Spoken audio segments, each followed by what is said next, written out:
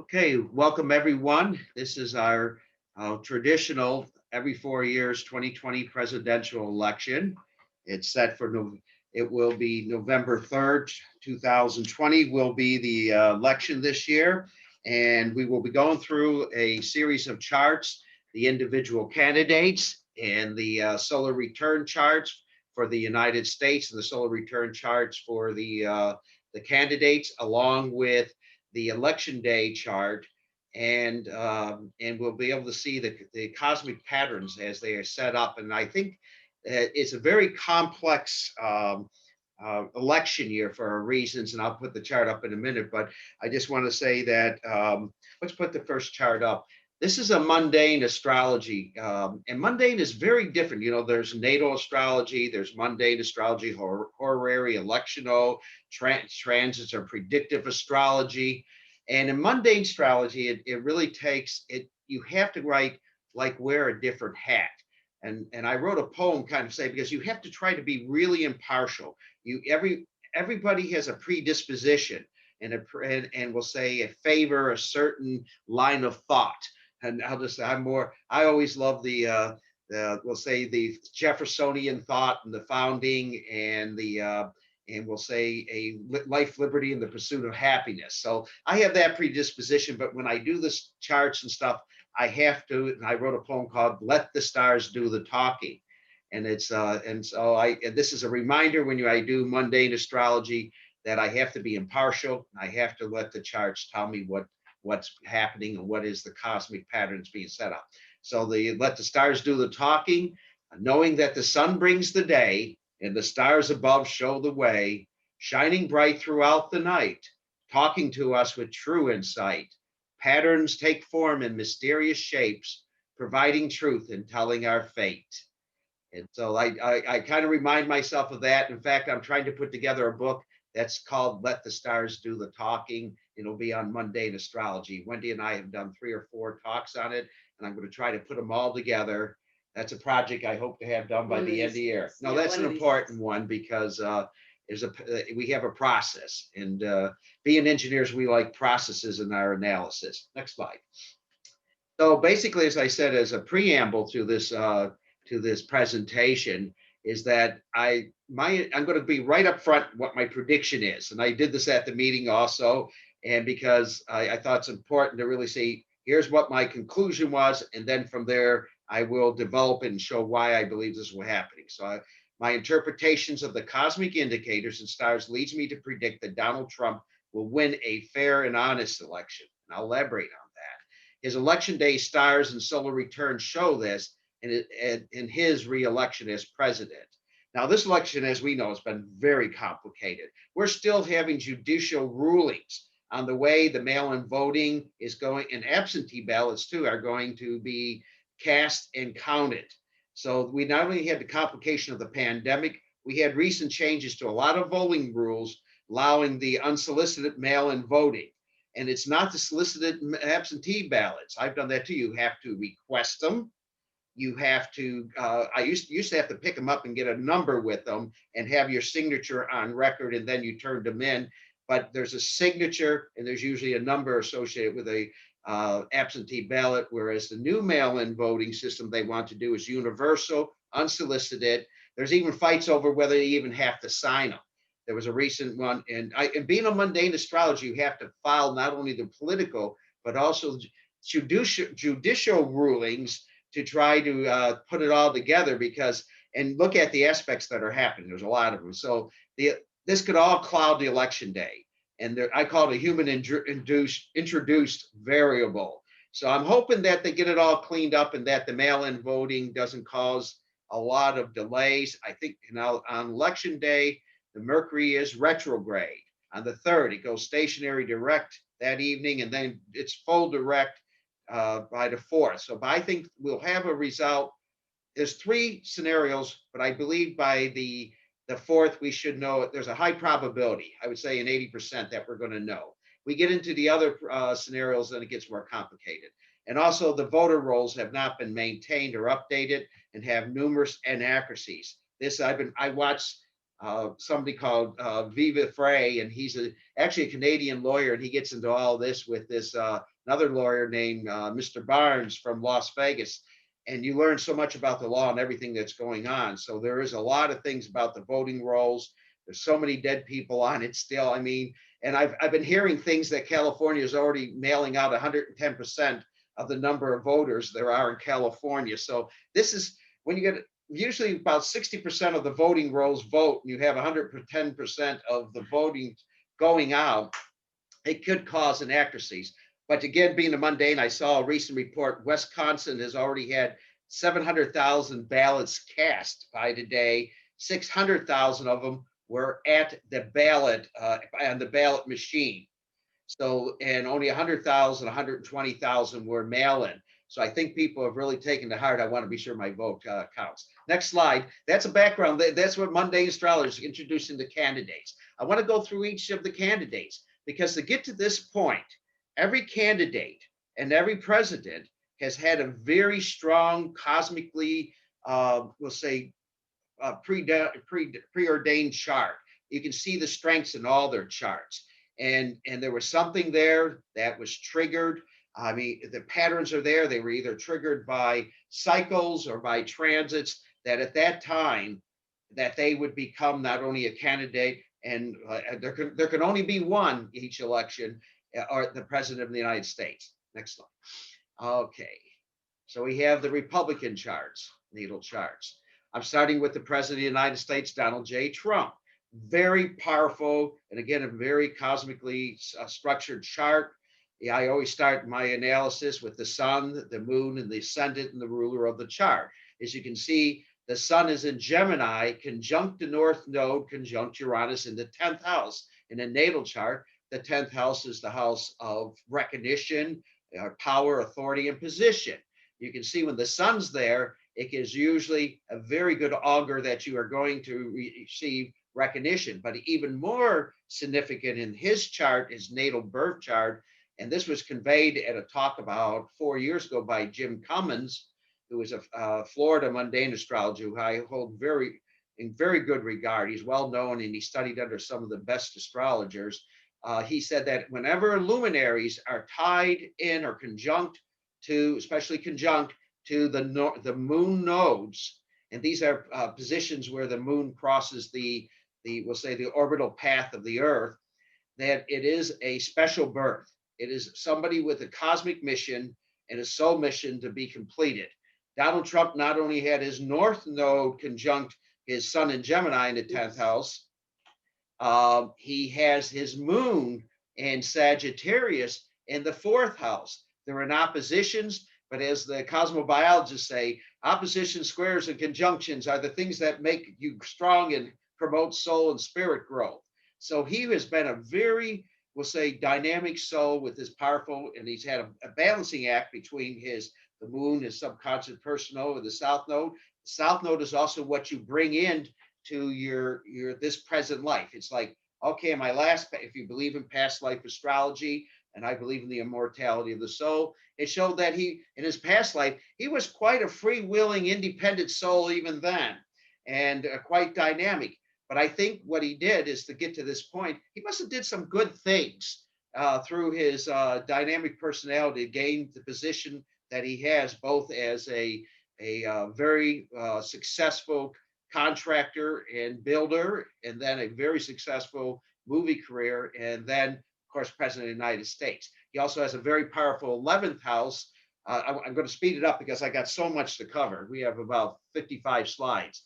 And then we have the very strong conjunction in the 11th house. That's the house of deals, the art of the deal. And he has Mercury, Saturn, and Venus there. And he's been in a way, he's been very well thought out. His plans, he's very intuitive, but he has very structured plans. And of course, in his 2nd house, he has this very strong conjunction of Chiron with Jupiter. This is a super magi conjunction. It brings fame and fortune. And that's when, if you ever studied Magi astrology, it's another branch. Wendy and I, we've given talks on this, but this is one of their super Magi aspects. He also has Neptune a second. He became very wealthy. It was his destiny through his vision to expand and grow and gain wealth. The ruler of the chart is the sun. I always then it's a Leo. So Leo's rising, Leo's suns or moons, they always like to be in the spotlight. They like to be in charge. And the ruler of his chart, being the sun, is up here at the 10th house and at the what they call it, the pinnacle position of the chart. So again, incredible structure. His Mars is sextiled, his moon, giving energy. This is stamina beyond belief. And only other president I know that had Mars right on the ascendant, like President Trump, was Teddy Roosevelt. And he had Capricorn rising with Mars in Capricorn, and he had a very strong energy, but there was reasons he went to South America and got sick, else he would have lived a long life. So why don't we do the next chart when? So I said the sun is in Gemini, the moon. This is the format and structure I use. And then the ascendant is Leo. I look at the ruler of the chart, the sun. I like the Hellenistic approach and the rulerships of the houses. And the midheaven is Taurus, even though, which gives strength to his Gemini positionings, because Taurus is a fixed earth sign. And on the midheaven, the fixed signs and cardinal signs are stronger placed than the mutable signs. I'm giving a little structure here, but I mentioned the sun conjunct Uranus North Node in the 10th for great. The moon conjunct South Node in the 4th. This is what he brought in from his past life, a very dynamic, independent, in truth speaking, he's very transparent. His sun opposes the moon, so he's always trying to balance. He's gonna tell you what it is, but he likes the balance. He is a very caring individual. Mars conjunct the ascendant gave him the strength, courage, and energy. He was also a very fine baseball player in high school, college, and he was actually offered a tryout for major league teams. Mercury squared Neptune. He has big visions. Sometimes you have ebbs and flows with Neptune. He had a couple times he had to reorganize and stuff, even with his career. I mean, and with the campaigns, he will reorganize, but he will. Jupiter conjuncts Chiron. We talked about that. Sun is sextile Mars, the energy to his sun, and his moon sextiles Jupiter. So Jupiter, he has a Jupiter in Mars, both coming into. Okay, let's go to his chart. Now let's talk about Mike Pence. Mike Pence is a rectified chart, so we're still not sure about if it's Scorpio rising. But I think the key thing here, so I'm not going to go too much in the ruler of the chart, but if you go up to the 8th house, he's another Gemini. The sun conjunct Mercury, and his moon is Cancer. So he's a more sensitive soul. He is, even in his approach, he's very different from the Sagittarius moon. It's more the Cancer moon. But the sun conjunct Mercury, he's very good at presentations. He's very good at getting his thoughts out. It's in the 8th house. 8th house is another powerhouse. So he builds on things. He transforms himself. He has a very strong 9th house. The Venus-Mars conjunction shows there's a balance. He's a very balanced individual. He doesn't get rattled. I get rattled. I'm in Aries and I have my Mars conjunct Jupiter. I'll get rattled. This is a very harmonizing position. He has Uranus up here. He is, his thesis, I heard him speak in his thesis, it was on the Constitution. So he's very much of a researcher, and he's deep in thought. He's not as dynamic as the president, but still he has a charm. And Pluto in the 10th house, Isabel Hickey in her book, Pluto and Minerva, said that the 10th house positioning does usually show that someone will gain position of powers. Many presidents of the United States have had Pluto, and I think there was 6 or 7 she mentioned had Pluto in the 10th house. Like I say, the other thing I find very interesting, but it could change with the ascendant, was his Jupiter conjunct the part of fortune, which shows good fortune and good luck. He's worked very hard for his resources, money, with Saturn there. He's been very responsible, very aware of how he presents himself in the material world. So that's why he's pretty. His career, right, is, as well as we know, it has been very planned and very, we'll say, without any corruption. Then you put the two together. This tells you how they work as a team. And you can see very nicely here at the 10th, the Gemini connection. So they are supporting each other. I mean, Pence is very nicely supporting President Trump with his sun in Gemini and Mercury in sun. And his Mercury right over the sun. So this is sort of a very dynamic and powerful connection between the president and vice president. And you can see the Uranus here ties in. So he pushes Vice President Pence's envelope with his Uranus and North Node here and his Sun on Mercury. And he's more of like, he'll craft the word structure to take the message many times that President Trump, and he'll put it in a very well crafted Gemini way. Gemini can be brilliant in the way they craft the words and put them into a nice package. So this is a very nice cosmic connection they have here. They also have a very powerful connection with the Mars with Pluto. So there's with the people, he's very much out into the people. He can also they energize each other. It's another dynamic connection. Now emotionally they approach things differently, and you'll see like here the North Node to Neptune. President Trump's vision has become his mission at this time in his life.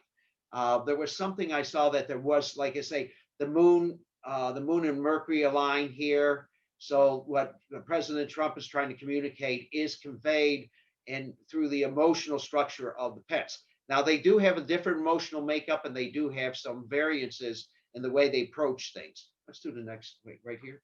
Okay. Oops, I'm back one more. Now, this is the summary of the bi-wills. President Trump's Sun, Uranus, and North Node, as I said, in Gemini, they all conjunct. They line up. It's a strong combination of intellect and power. So this is a nice combination. Vice President Pence does assist and give support and strength to President Trump. The Chirons conjunct the Vice President's North Node in Libra. They're linked through a past life. When Chiron connects with the North Node, it's like it's a healing process with the President's Chiron and his North Node. They're both assisting each other in a process of it's really a passionate area in your life where you want to bring about. It's a Libra. They want to bring a harmonious circumstances to the country. So Vice President Pence has a cosmic mission to support the president in his quest. And the quest, I look at Chiron being a quest at times, a quest to heal themselves from a past life, something they want to accomplish in this life. The part of president's part of fortune is connected to Chiron and the vice president. So you can see there's that connection of Chiron to the North Node in each of their charts and flipping to each other. Let me go back one. I'll just show you. You can see where's the Chiron here? North Node. Where's the Chiron I was talking about here? I don't think the Chirons came up. Okay, but there is a connection. I have another chart. They didn't come up in the chart here. Bi-will doesn't have it, but in bi-will I looked at, those are connected. Now, President Saturn conjuncts Venus, and this is where there's a little emotional difference because Saturn and Venus, they have a little different. His Pence's is in Cancer. His Saturn is in the Saturn here. Saturn's in Cancer too. So there's a little different approach. So that President's Mars is in Leo, squares the Vice President's Jupiter, conjunct the part of fortune. President's actions may not always be in sync with the VP's emotional approach, but he's very much in sync in the vision and the future of the country. So Leo fire and Scorpio water can create challenges. He's more laid back, but he supports the president in his vision. And the president's Mars conjuncts the VP's Uranus on the ascendant, helping them to make changes and innovations together. So they're innovators together. Okay, let's go to the Democrat charts. This is Joseph Biden's former vice president. And he has his uniquely strong chart too. And there's a couple of very much features. He has a strong stellium in Scorpio that crosses from the 11th house to the ascendant. His ascendant is Sagittarius. So his sun is in Scorpio, very well aspected to a strong conjunction in Venus. Now it's all in the 12th house here. And Mars is right on the 12th house cusp. The 12th house in natal charts is hidden. So Joseph Biden has had a lot of, we'll say, some tragedies in his life. He has a lot of hidden things. There's a lot in the news right now. There's a lot of things that we don't know about him. and I'll just say that this is and there's always some force, like almost like something behind him. Like he has a very strong machine behind him. There's always a group or strength. Like I say, this is a configuration where there's hidden things happening behind the scenes. It's very strong because on election day, his Mars usually conjuncts the sun. That's why he has a very strong aspect we'll see there. But this is the stellium is very strong in Scorpio, and it's coming through the 12th house. Now, the other very strong aspect is his fifth house moon conjunct the part of fortune and Taurus. He has a Taurus moon, which is very strong, very slow and steady. He's not, the big contrast. Sagittarius moon for President Trump, a Taurian moon for Vice President Joe Biden, former Vice President. But he's been very lucky. I mean, even though he's had tragedies, he's been always able to come out through. This is the house of natal charts of enterprises, we'll say gambling, we'll say risk taking, and also his children. So he's had losses because, again, Taurus is opposing, but it's out of order. Now he has Saturn conjunct Uranus and the descendant. This is partnerships. Like I say, his first wife did die. This is also the Saturn Neptune. It's a very strong. He's been very methodical, very plotting.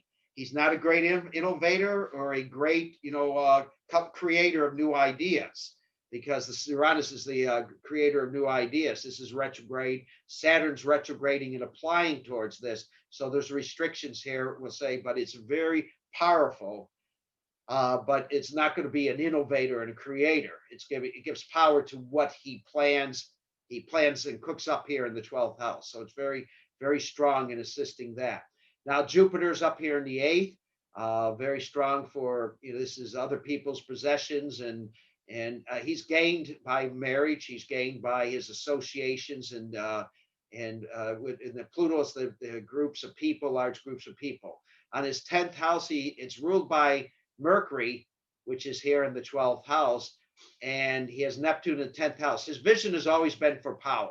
And Neptune is a very elusive, it's divine. What he really wants is vision, is what he wants to manifest in his life. And he's always dreamed of probably becoming president.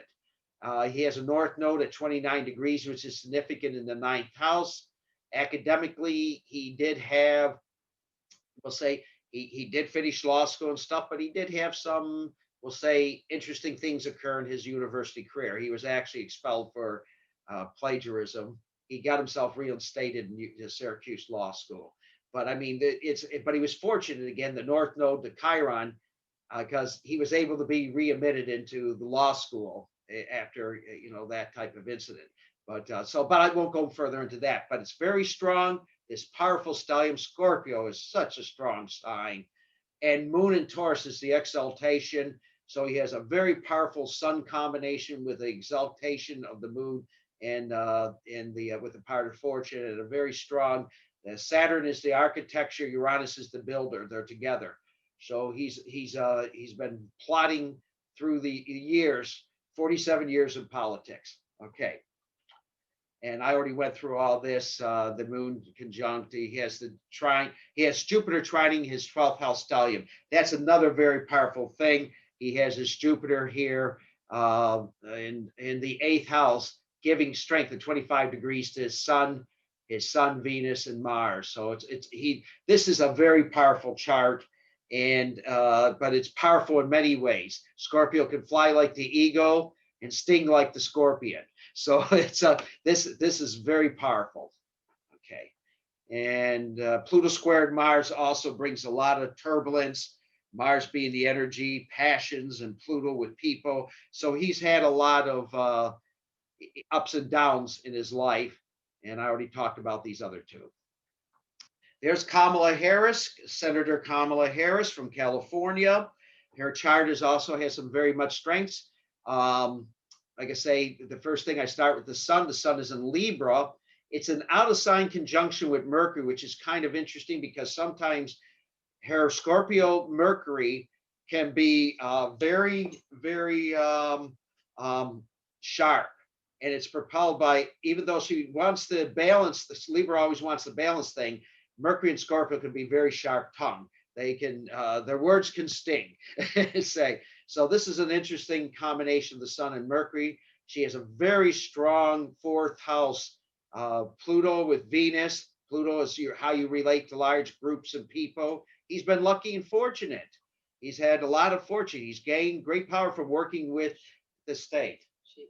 I'm sorry, I'm flipping back here. She's working with so she's gained great power and recognition working with the state. And Uranus is also with Pluto. So she's moved very fast. She went from the Attorney General of California to the Senator of California, very short period of time, very dynamic. Her Mars is in Leo. Any Leo energies like to be in charge. They like to be recognized. It's in the third house. She likes to be heard, and she likes her expression, put her expressions and power forth. Now, the moon in Aries is exactly opposing the Sun in Libra. And it's, again, this balancing act, and oppositions are very powerful. Once you balance those energies, it can be. Now, the moon in Aries is very dynamic. I think it can be very unhappy at times. It's very self-willed. It's a powerful moon, but I really don't, in my experience, it hasn't been one of the happiest moons. They're always driven. They're always competitive. And so she is a very driven, competitive person. And she's trying to balance that with harmonizing things with people. And it doesn't always work out, this dynamic aspect. And now she does have Saturn trining her Sun, and she has Saturn sextiling her moon. So even though this moon, it studies the moon from the ninth house. So she's very highly educated, very intelligent. But again, she's not one that's going to innovate and create new structures, but she has a well thought out mind, and her emotions, she can, even though they're very strong and can be erratic at times, her Saturn and Aquarius does bring discipline to her. Her Jupiter's in Taurus. She likes possessions and money. Jupiter in Taurus likes that. It's in the 12th house. Jupiter in the 12th house can be like a guardian angel, and it protects you from, even missteps in other people. And of course, so the ruler of this house is also Venus down here in her fourth. So let's go to the next one. Then I put them. You want to look at them together. What kind of team are they? So the big thing is that we want to see where the connections are. Well, Neptune conjuncts Mercury here, so there is a conjunction here where this is Kamala's vision state, her vision for herself in Scorpio. Scorpios like to be very strong, and she's very focused. Scorpio energy is very on her vision. It's connected to Joseph Biden's Mercury, and so her vision can be. It helps the communication of Joseph Biden. She was out there speaking, but there's not too many connections here. Like if you look over here, Saturn connects with the South Node, and now Saturn restricts, so it kind of doesn't connect with what Joseph Biden's been bring into this lifetime. So Saturn, sometimes he probably feels she's holding him back, and her Saturn and what she wants through her Aquarian energy, she feels it's not a good connection here. So, and you can see sometimes they don't really campaign together too much or anything. So there's, and like I say, there's the ninth house connection here. She feeds a lot of intellectual energy into Joe Biden's chart. Let me just do the next one so I go. But here's the summary. Joe Biden's Mercury conjuncts Kamala Harris's Neptune. Can be at odds verbally. Sometimes Neptune has a different vision than the Scorpio Mercury Sun energy. Different views or expressions, but joined together on expressing the vision. They both want to gain position and power. The moons are connected, but out of sign. Joe Biden's Taurus moon is steadfast and stubborn, and is different from the moon in Aries. He's at about 0 degrees Taurus, and hers is at 28 degrees Aries. They're 3 degrees, but they're out of sign. So they're connecting with a different energy. So the moon in Aries is highly charged, independent, self-serving. Joe Biden's is very strong, steadfast, and stubborn at times, but their interests connect because the moons are connecting. So they both have an inner desire that connects. Kamala Harris's Saturn and Aquarius conjuncts Joe Biden's South Node. I talked about that. There is a karmic tie. They were in the past like humming together, but there's still some restrictive energy from the past that's coming out. So this really is not as, if you look at uh, President Trump's and Vice President Pence's connection, there was such a strong connection. This connection between Joe Biden and Kamala Harris is out of necessity and power. They are coming together in a common cause to gain power. And like I said, so this is why they came together. They were at great odds during the primaries in the campaign for the nomination. Okay, let's move to election day. Now, I was mentioning about, I like Dilbert being a retired engineer. Dilbert hits home on some things, and I was worried. Everybody's worried. Everybody I've been talking to, they had a lot of questions at our meeting about mail-in voting, even the Supreme Court making decisions on the what's going to happen. I basically said it's going to be state to state, but Dilbert kind of hits home. This is the pointy here boss in Dilbert, if you follow him. And these are two engineers. This is Dilbert, and this is another engineer. We want a contract to write software for voting machines. Dilbert says, who do you want to be president? Coming from an engineer, we'll just write the software to make him. Why do you ask? Because I want you to be happy. You're implying that you plan to fudge the system. I'm not implying anything like that. Obviously, it will be easy to fudge the data. He's talking about software in these machines, and I have a story on this. And we are far happier when you're in a good mood. But I would never commit a crime just because it is good for me and totally undetectable. Okay, good. So who do you want to win and by how much? And the funny, it's not really funny because they've been having problems with machines in the software. And in Philadelphia, somebody just walked into where all the software for the Philadelphia voting machines were stored. There was no security. Somebody walked in, took out a voting machine, a laptop, and all the thumb drives or that with the software programs on. So Philadelphia has been totally compromised already, and they usually vote at about 110, 115% above the registered voters. So this hits home on one of the concerns. Okay, let's go to the U.S. Sibley chart. I always use the Sibley chart. There's 3 different charts for the U.S. chart. I like the Sagittarius rising because I feel it reflects the country and our Sagittarius energy and Jupiter, the ruler. There's also a Scorpio chart rising, which reflects Jim Cummins. He likes the Scorpio chart. And there are some that like the Libra chart. I know several astrologers that use that too. But I go by what Thomas Jefferson said, that it was dinner time, which usually was about 5 o'clock that they finished, 5:10. And Tom Roma, a good friend of mine, he had a good friend research all the records at Independence Hall and came up with the Sagittarius rising time. It's a few degrees different than this one. Hopefully when I catch up with Tom, he's in Philadelphia, I can see some of his research on that, but I believe it might be 14 degrees Sagittarius or 10 degrees. I can't remember. But the reason why I like this chart so much is because the 7th house, and this is the house of partnerships, alliances, and it's a cardinal house. It's a high leg house. So we've come through with this very powerful Venus, the lesser benefit and the greater benefit. Venus and Jupiter are conjunct in Cancer and conjoined.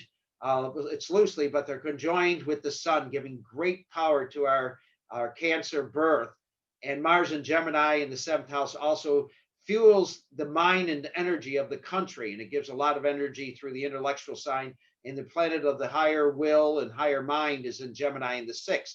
This is the house of industry. And we've been a country that has innovated, has invented, and worked extremely hard towards invention.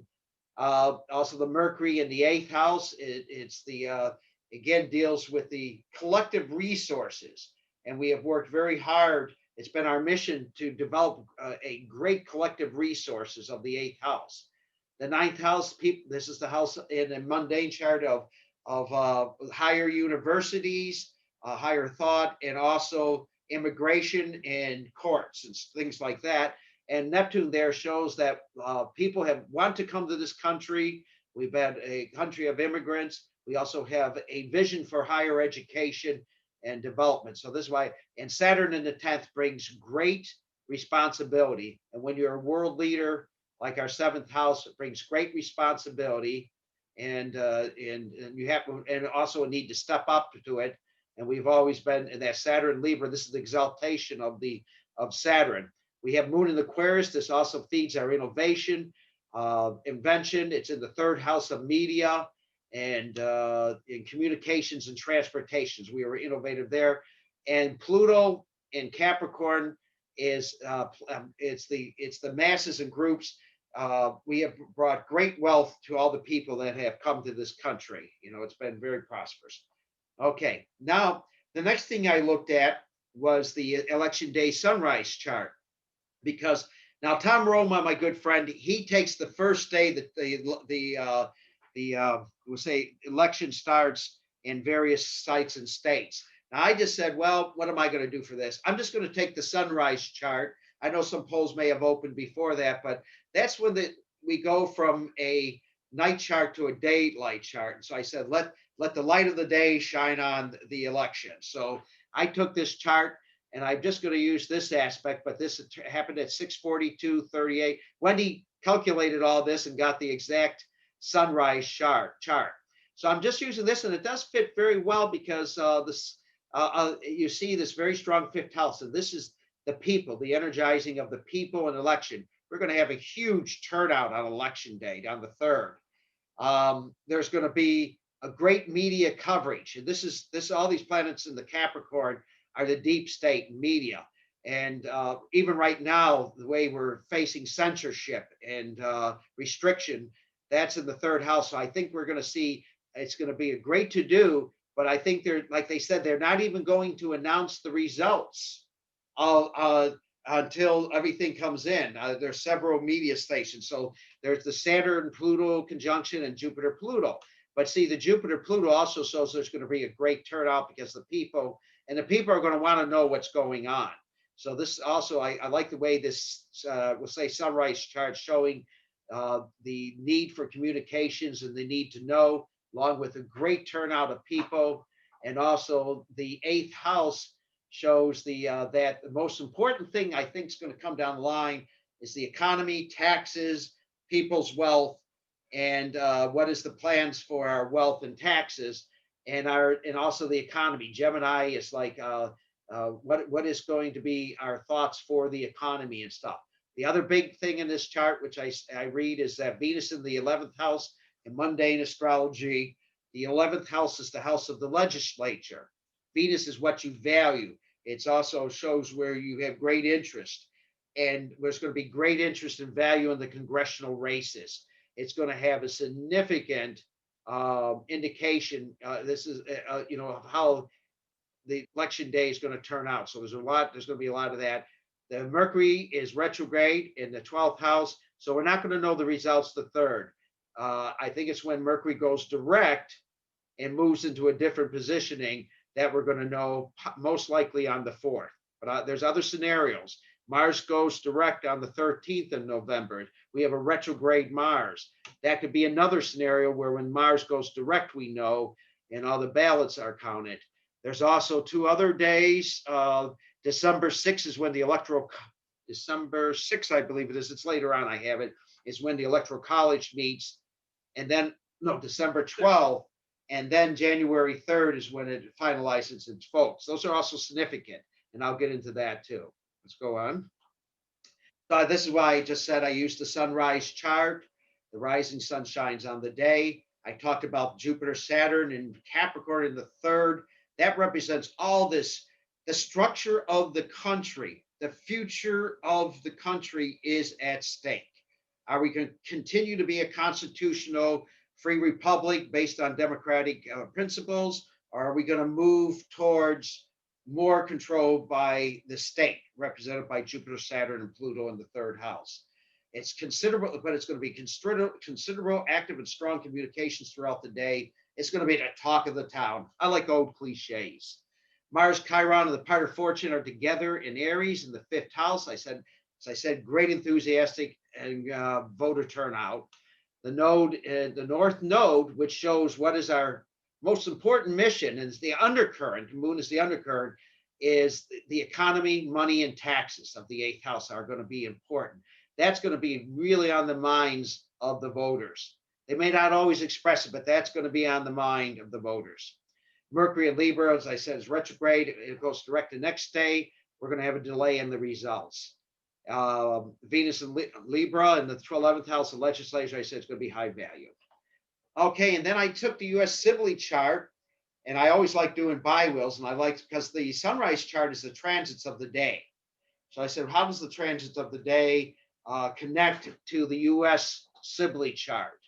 Now you can see again all this Gemini is it connected with President Trump and Vice President Pence. It also connects with the Mars. The North Node connects with the Mars here in Gemini very strongly.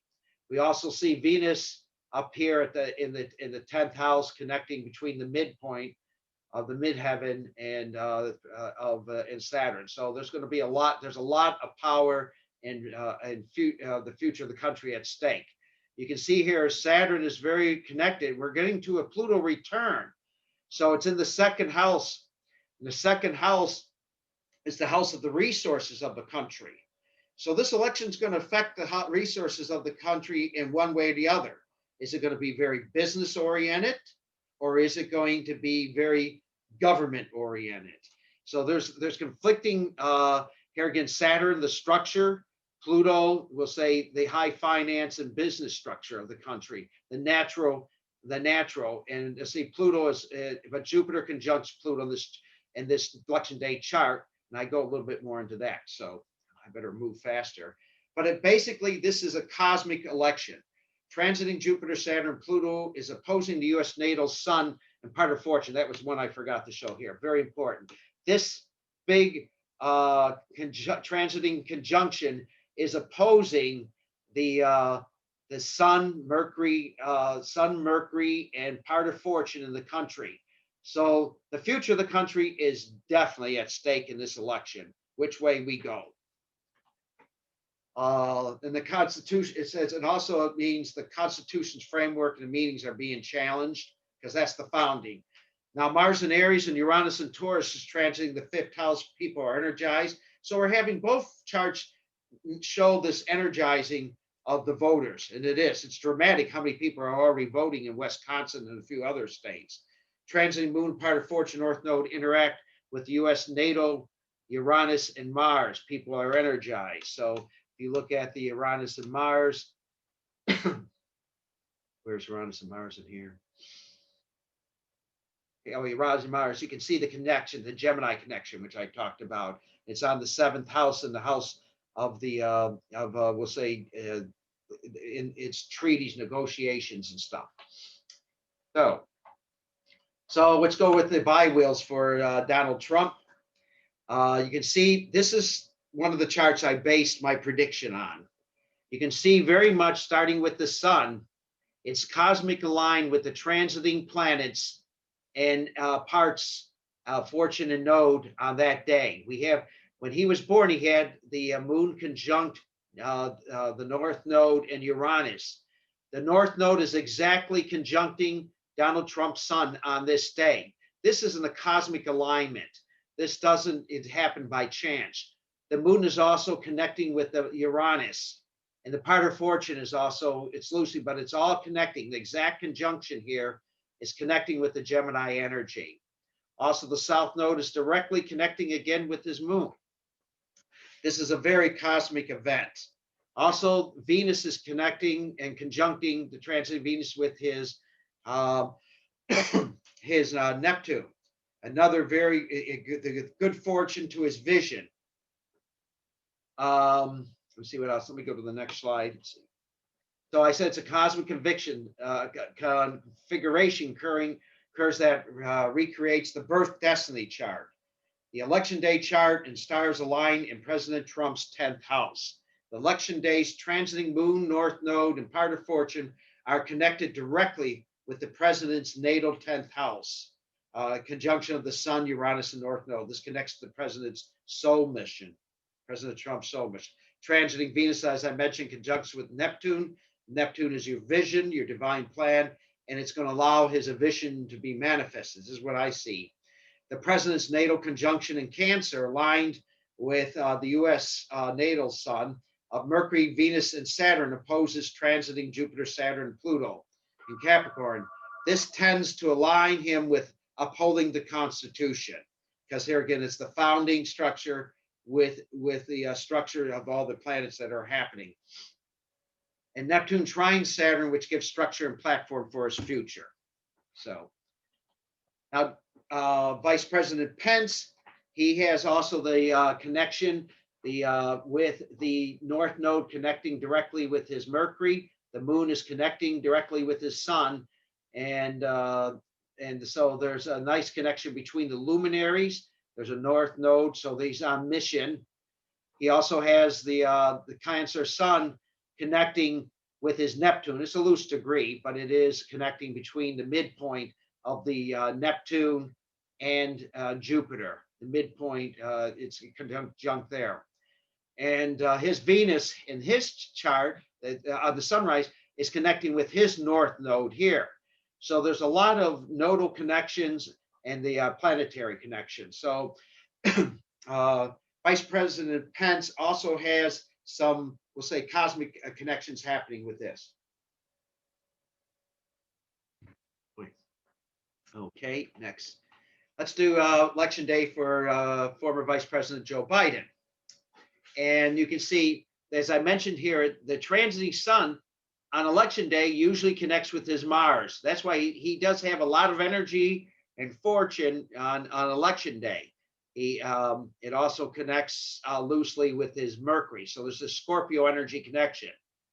He has Venus, but it's connecting with his Neptune. It's looser than the one with the presidents. It's not as strong, but there is a connection. The one thing that is a drawback on this connection, because he also has is two things. His natal Saturn conjuncts the Moon and part of fortune. Saturn usually brings restrictions, so I think that shows that there's going to be some disappointment this day. When Saturn conjuncts with the Moon crosses over that as this day starts. It happens a couple hours before exactly, but that energy is persisting. So I see that as a disappointment, and we'll say Moon Saturn aspects can be very powerful. So that was the one, and he had one other when Uranus was conjuncting his part of fortune, and I see that be a disruptor to where he wanted to achieve his fortune. So those are, it's not as a strong a connection. He does have the Sun Mars. He does have a loose connection with Venus and Neptune. President Trump's was less than 2 degrees. His is approximately 6 degrees, so it's not as strong. But he does have some strong connections, but this is what I see as what is hopeful will become a disappointment here. So I said Sun conjunct Mars gives hope and enthusiasm. It conjuncts the 12th house cusp, and there is hidden worry. Now, a transiting Moon with the part of fortune is conjunct the natal Saturn in the 7th house. Could be a disappointing day for him and his partners, because the 7th house deals with partners. Transiting Jupiter, Saturn, Pluto, and Capricorn opposes his natal Jupiter. That was the other thing that was very powerful, which I forgot to mention. See, here's his natal Jupiter in Cancer. It's exactly opposing the midpoint between Pluto and Saturn. And that's Saturn again being involved in that brings disappointment. Now, transiting Uranus connects with the natal Moon and part of fortune in Taurus. It could be unexpected results. Uranus can go either way, but since it's Taurus and it's fixed energy, I think it could be difficult because Uranus, it's not the best placement for Uranus. It's more dealing with it's like steady change. It's not an abrupt change like becoming, winning the presidency. So I think that it means that it's going to be a disappointment between the Saturn conjuncting the North Node and also Uranus conjuncting the part of fortune. I think that it will kind of not bring about the results he's hoping for. Now, Kamala Harris with Election Day, she looking at both. The North nodes do connect. This is a day of destiny for her, but they are not well, closely knitted. So I think this is more like a future positioning. If like I say, if I'm right and they do not win that day, she's going to consider this a platform for future events. She has Mercury conjunct the sun on this day, so she's going to have things to say. It's a separating aspect, but she'll be stating some things in public, definitely on this. And we also have see this very powerful Capricorn up in her 8th house. It's not really opposing anything, but this Mercury is squaring all this. So the message, I think, with the square, she's not going to receive the message she was hoping for. So that's what I see. It's not a strong connection. It's not like the cosmic connection that President Trump was having with a birth configuration reoccurring, and Vice President Pence also having that same configuration in his sun sign happening. So now let's go to the U.S. solar returns. We're going to do the solar. I look at the solar returns next. And again, the Sibley chart, we talked about the Sibley chart. I use that for the solar return. I use an equal house solar return system. The reason why is that I take each house as 30 days, beginning with the first house ascendant, and that's the day of the birthday. You place your birth date on the ascendant, and then you move around the chart every 30 days, and you see that period of time, how it is shaping up, how the potentials and energies for that time. And I look at the signs, rulers, and planets for each house and the associated aspects. This will help determine the astrological analysis for that 30-day period and all 12 periods for the year, and the whole year will unfold. And I've been doing this, and it's been pretty successful. Now, here is the solar return for this year on July 4th, 2020. And these are the periods. I'm going to talk mostly about these periods here, but I'm going to start with September. You can see in August, this was the time of the Republican convention. They were in Capricorn. They were all structured differently, but I'm going to probably start with September 4th because it was significant. Saturn was there. It was ruled by Saturn, and we'll start there. But it's a solar return. Has a Cancer sun, Capricorn moon, a Scorpio ascendant. So it's very intense. Mars and Pluto are the rulers of the charts. And one of the things, well, let me just go back. One of the things I look at is that Mars is conjunct Chiron in the 5th house during the day after election. So there's going to be a lot of stirring energy on November 4th. During the election period, Neptune's there. So the vision with a Uranus-Saturn connection. And you can see that if you go to Uranus-Saturn, Uranus is in Taurus, and Saturn is here in the 29th degree. It's a karmic degree of Saturn.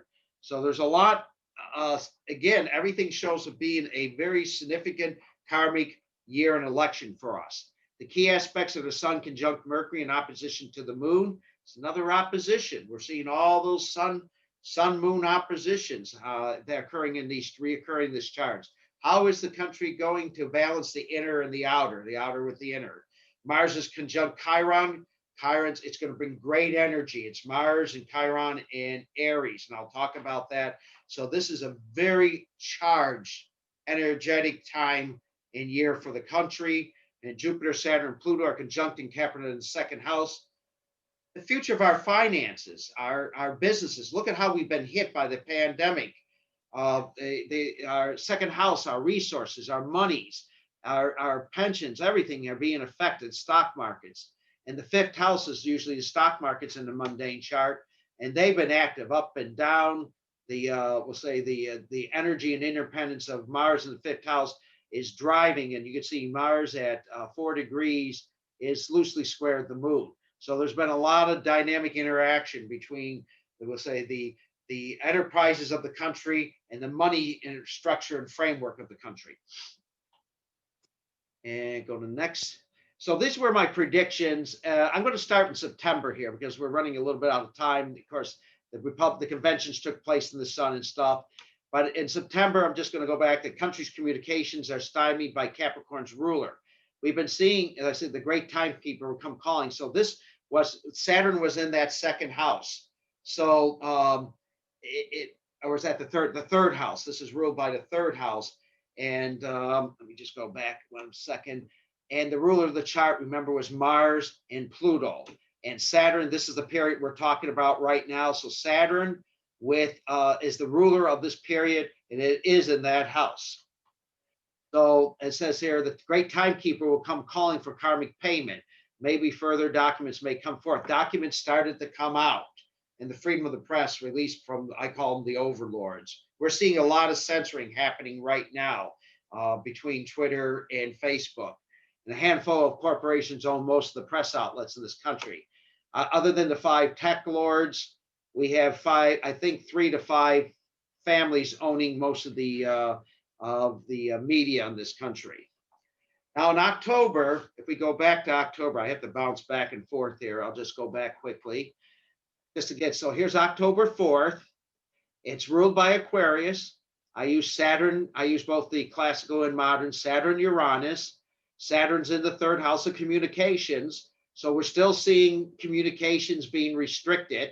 There's a lot, and Uranus in the sixth house, there's a lot of activity and health matters happening. The pandemic is still very evident. President Trump during this time caught COVID-19. We'll see that in his solar return. So there's a lot of activity happening between health and service, and also they will stay the state of the home. So this is the election period for the country because election day is November 3rd. So in October, we have Aquarius on the house of the homeland, agriculture and housing. Neptune is placed here in Pisces with the vision of the country coming to the forefront, with this being a key consideration of the national day. With Aquarian energies on the cusp, and that's the Saturn, Uranus, and also Neptune is in that house. Organized, well thought out plans for the country will win the day. Election takes place on the 3rd, the last day of this period. The defined plan of the country for the future will be determined, as I was showing all these cosmic events happening. Most likely with Saturn and Capricorn, Uranus and Taurus, the country will stay its present course. Uranus is in Taurus, a fixed earth sign. Saturn is in a cardinal earth sign, but Saturn restrictions. So you don't have big upheavals. Usually you have slow, methodical changes. So I think that there's another indicator the country will stay its course. On November 4th to December 4th, Pisces on the cusp. And remember, we had Mars and Chiron in that house in Aries conjunct. It will be a very emotional, contentious outcome from the election will be dealt with. Pisces adds emotional fuel to the country's Aries individual spirit. So we have Mars and Aries, very individualistic, and Chiron, which represents what we need to, we'll say, correct, what we need to focus on. So this is going to be a very contentious time. I mean, if President Trump wins, I think I use the phrase with the Mars and the other water planet Pluto could lead to the left strikes back. If Joseph Biden wins, there's going to be a lot of, I think, questioning of the mail-in ballots, and that's going to happen anyways. But it's also going to bring into question this whole aspect of how we handle this election cycle. Hopefully, the sextile between these two powerful planets of Mars and Pluto, because those are the two ruling planets of the chart, it promotes the healing of Chiron in the country. A turbulent time for the country, but the strength of the individual American will prevail. And I think that's the Mars Chiron thing. So you can expect a lot of turmoil, especially between November 4th and November 13th, when Mars goes direct. Mars is retrograde in Aries. The most difficult times I found for retrograde planets is with Mars. It's the most for individuals, for countries. I just find that a very turbulent time, both in natal charts and mundane charts. And then on December, Aries, I'll just jump back because Aries is now, this is the December period. Aries is ruled by Mars. Mars is back in this Chiron period. It's good, the individual, but we have Uranus there and Taurus. So there's still going to be a lot of deliberation because during this time, we're going to have the Electoral College meeting. Last time there was a lot of stuff going on where they're trying to get the Electoral College representatives to change. So I think there may be some stuff going on with the Electoral College, but also with Uranus there, it could also for the country new healing techniques. We're already seeing that. I think all these new things from what was it called? Warp speed. What was it? Warp. The drive, the warp drive. The need for the new pharmaceuticals is really going to come to the forefront. The sixth health is healing. So we're going to have all these new pharmaceuticals coming for not only for COVID-19, but I think we're going to see it because they have found things like hydroxychloroquine, who was very effective against tumors and cancer cells by getting the zinc into the cells. So a lot of things in this new antiviral cocktail that the president took is going to come also to the forefront. And then January, fortune will shine on the country, but we're going to still have some turbulence with but I think what's going to, the light on the end of the title is what the Electoral College will be meeting. I think that President Trump will win the Electoral College. And then also the new pharmaceuticals and healing techniques will be out in January. We'll start seeing a better time. Taurus, the Venus becomes the ruler of this house. So we'll have uplifting and communications in the inauguration. Now, this is Donald Trump's solar return. This was his last birthday. I took it from June 13th. We've already gone through half a year. I mean, through several months. So I'm going to start at his September period. Right now, we're in the October 13th and November 13th. So he is in his electoral period. The sun is, of course, in Gemini at the time of his birth. It is loosely conjunct his north node in a solar return also. His moon's in Pisces, but it's very strongly connected to Neptune, Mars, and Moon. To me, these are all water planets, very strongly conjoined within 5 degrees. It's a stellium from the 8th to the 9th house. The ruler of the chart is Moon. Moon, and also I feel there's a Neptune, the water planet, so Moon is conjunct Neptune. I think his divine plan, the plan for him, his cosmic plan is going to be realized. When the ruler is strongly aspected like this, that's another very augur for a very powerful year. I'll be getting to Joe Biden. He had a charmed solar return. This is a power solar return. A lot of difficulties, a lot of things to face, but great difficulties bring great, strength and occurrences in the chart. He also has a midheaven in Aries midheaven, which brings Mars, the ruler of the midheaven, is conjunct Neptune, almost exactly within 3 minutes. Very powerfully aspected midheaven. And the ruler is strongly aspected, and the ruler of the midheaven strongly aspected. And you have Venus up here I'm just seeing the other aspects, but the other thing very nicely aspected, the other another important aspect is Pluto is conjunct Jupiter. And that Pluto is the people and Jupiter is the greater aspect. It's retrograding. It moves faster than Pluto, so it's an applying aspect. Applying aspects are stronger. So this Jupiter-Pluto is coming in to strengthen his solar chart. Saturn's out of sign in Aquarius. Saturn is better placed in air signs. And again, this is applying aspect. Mars moves faster than Neptune. So the energy of the Mars-Neptune aspect is applying. So this is a very strong, it has a lot of, things to overcome, but it has a lot of strength in cosmic energy. As I said, Gemini is the sun, Pisces the moon, ascendant is Cancer, ruler chart's moon, midheaven is Aries, the ruler of the midheaven is Mars.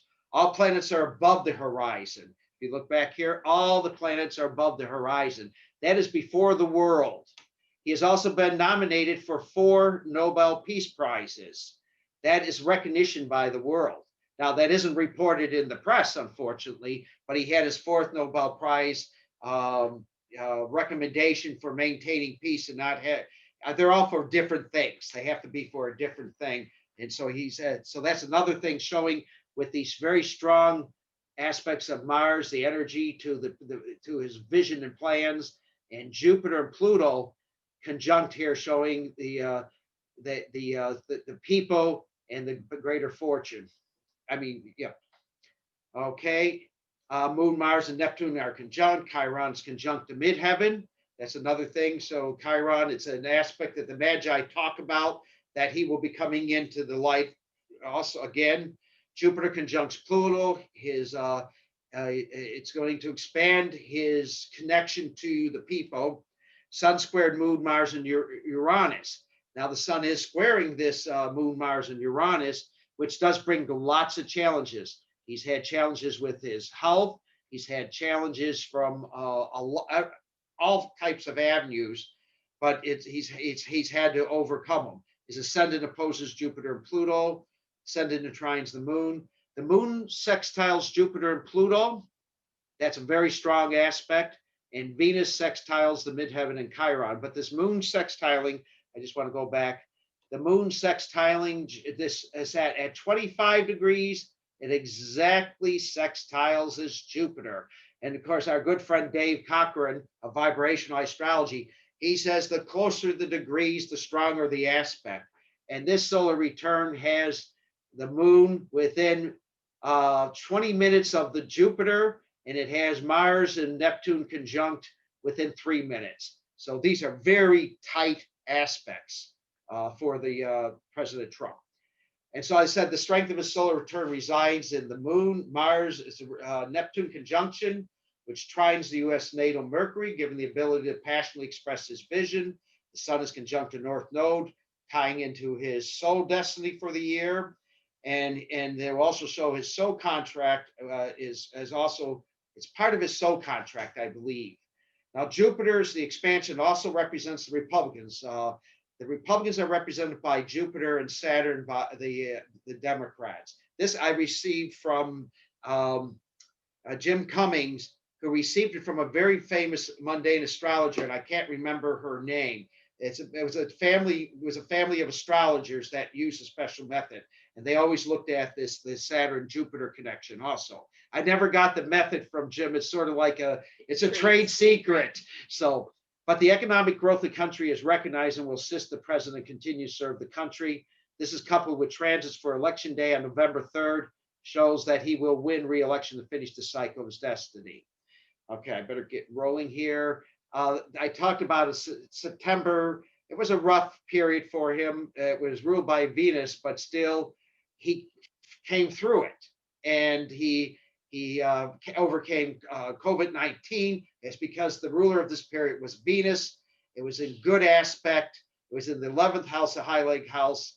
And is also, but the key was the transits. The Sun, when he contacted COVID on Thursday, he was positive for that.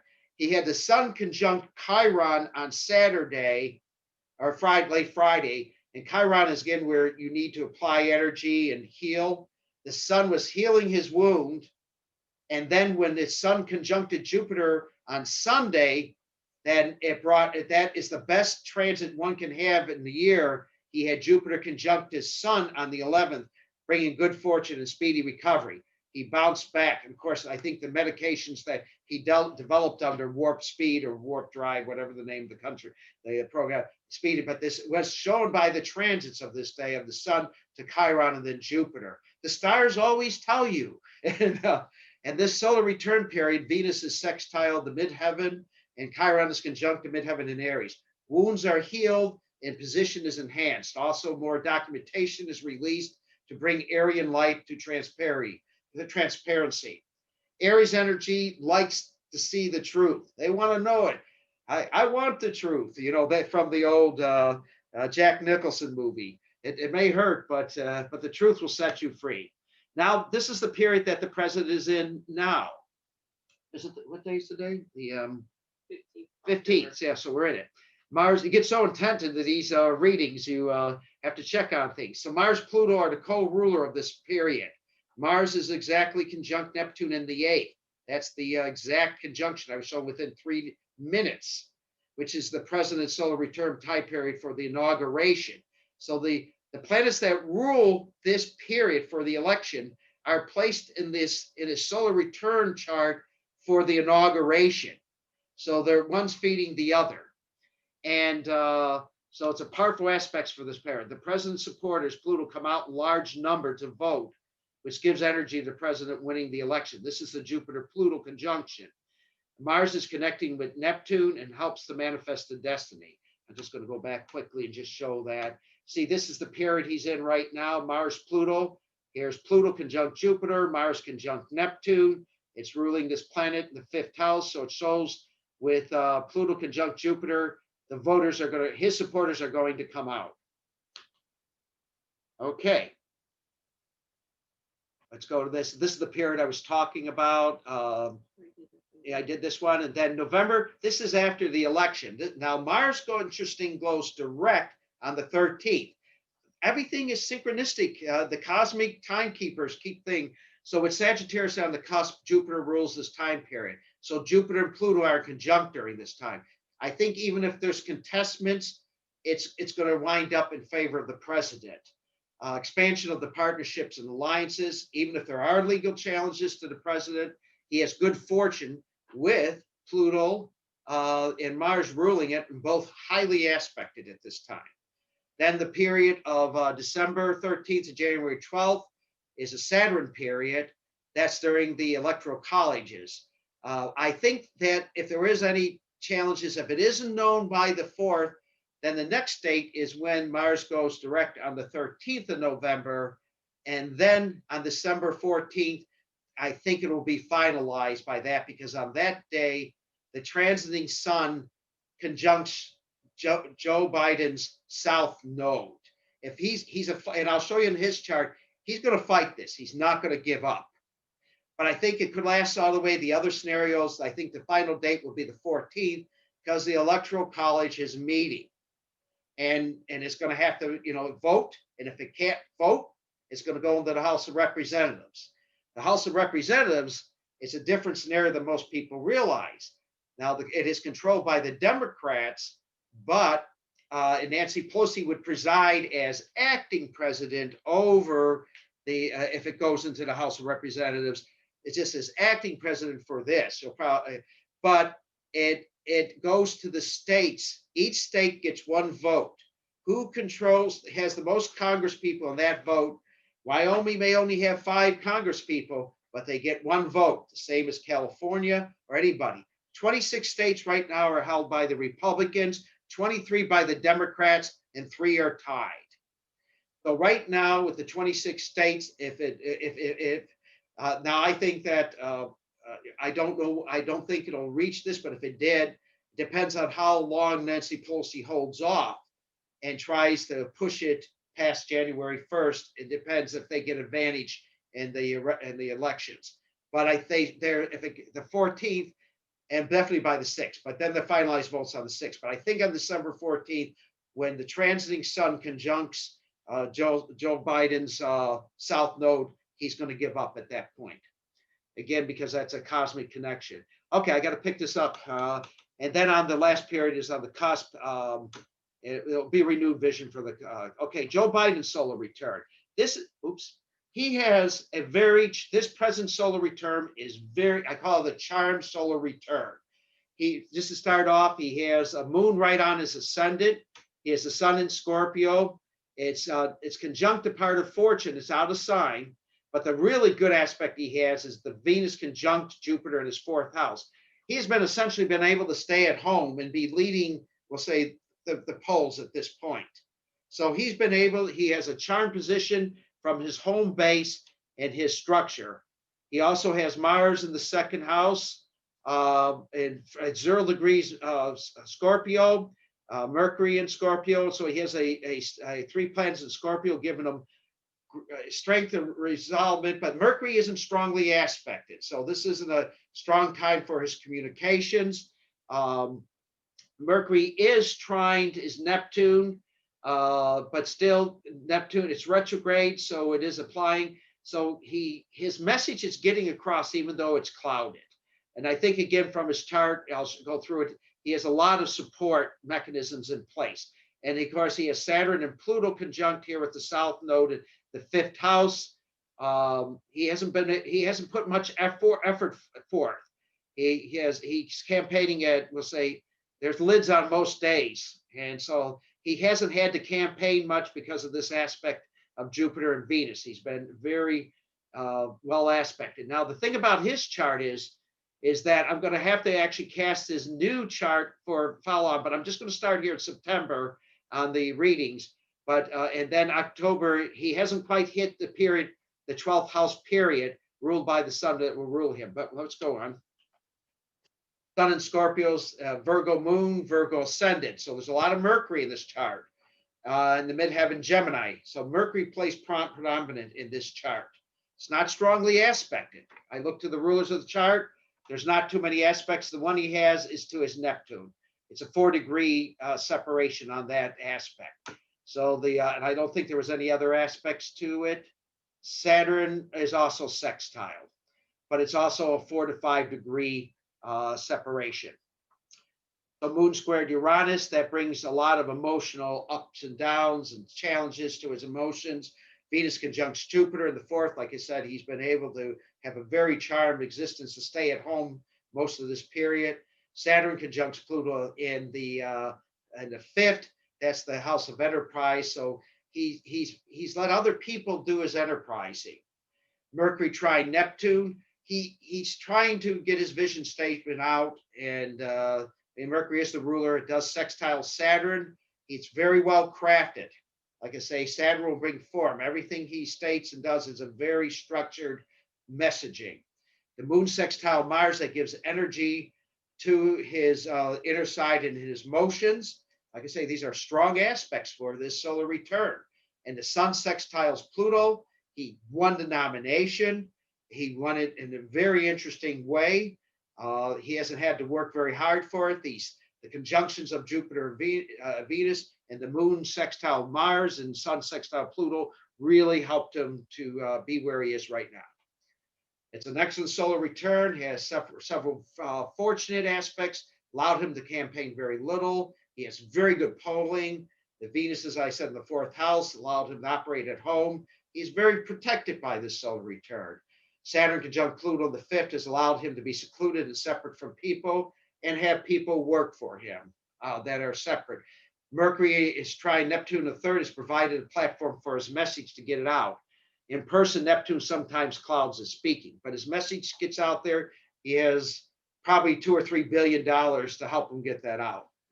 Okay, September 19th, October 18th, Cancer's on the cusp for this period. The moon is the ruler. The moon is in Virgo conjunct the ascendant. That's strong. It's a charm period. He's still in a charm period, pretty much. There's things coming out, but the North Node is here. Doesn't have to put out much effort. Others will carry the ball and come through for him.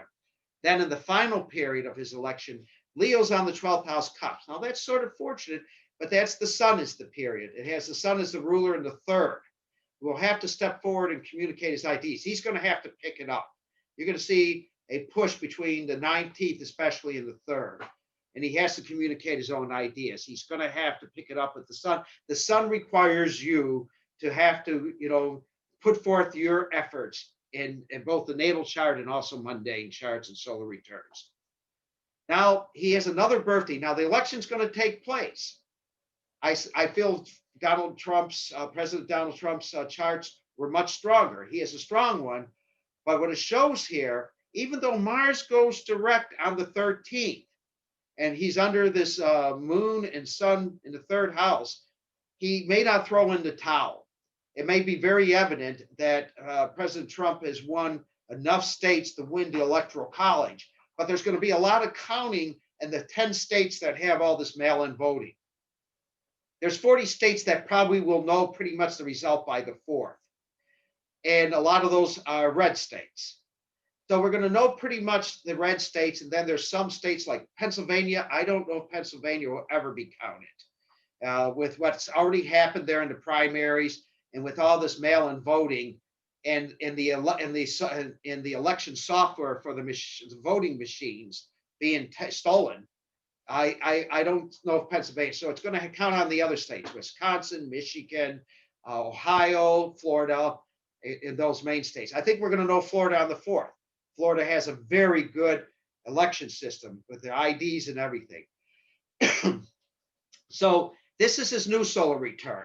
You can see Scorpio's on the ascendant. It's again Mars, Pluto. Pluto's conjunct Jupiter. He is the sun of the first house. So if he doesn't throw in the towel on the 13th, he's going to fight really hard. And he's going to put up challenges, a lot of legal challenges. You can see here, the 9th house is the house of legal in his solar return. It's ruled by the moon. The moon is with Jupiter. They already have 600 lawyers or more under retainer, and they have 600 volunteer lawyers. So they have an army of 1,200 lawyers, the Democratic Party. Sorry, it's a long talk. And take a sip here. So this chart shows he's going to fight until what I think is when the Electoral College meets. And that's going to be when the sun conjuncts the North Node. I think he'll stop. And what day was that? I think it was the 14th or something like that. No, it'll be later. It'd be January 6th. But January, yeah, but they send in the result, but they vote on the 14th. Right. But I think that he may decide on the 14th when it gets into this area here. Because see, it's 12 degrees here. It's going to move out of his sun house. And the sun is going to be starting to conjunct the South Node. It's ruled by Sagittarius. I think when the sun hits this, he's going to basically throw in the towel at this time, because it'll show if when the sun conjuncts this, it's not his time. So, but it's very strong. I wanted to touch that. And like I say, Joseph Biden's new solar return after election shows that he may continue the contest, the election results, unless they are overwhelming for the President Trump re-election on the 4th, when Mercury goes direct. And if he wins overwhelmingly, he won 30 states last time. Say he wins 30 out of the 40 states, and he gets enough electoral votes, then it will be decided. Now, if the sun in the first shows Mars goes direct, now the sun is in his first shows this, now Mars will go direct on the 13th is another milestone. If the election is not resolved because of legal actions, election can be called at this time. That's one of the times. And then when transiting sun conjunct South Node at December 12th, Electoral College votes, if not resolved, he will probably cease any efforts at this time. His node was in his natal chart. I was looking at the node in the solar return, but in his natal chart, the sun will conjunct his South Node on December 12th when the Electoral College votes. And I think that will be the last milestone for determining the election. And let's go to the last chart, I believe. My final prediction for the 2020 presidential election is that President Donald J. Trump wins re-election. So, and then I have one other thing. I always end with a poem. I try to begin and end with a poem. God deals the cards. This is a cosmic election. God created the deck. These are the universal principles. They guide us all. God is the divine dealer. All his creations are the players. God can deal the hand God wishes or desires. When God deals a special card, we have or experienced a miracle, or a new universe can be born. God is the divine dealer. Sometimes through will and heart, we get to replay our cards or get a new card dealt. God doesn't roll dice, but God deals the cards. We must all play the hand we are dealt. Thank you all. And the one solar chart does show the cards that we are dealt. And so the stars do show our hands. So thank you. Can we go to questions?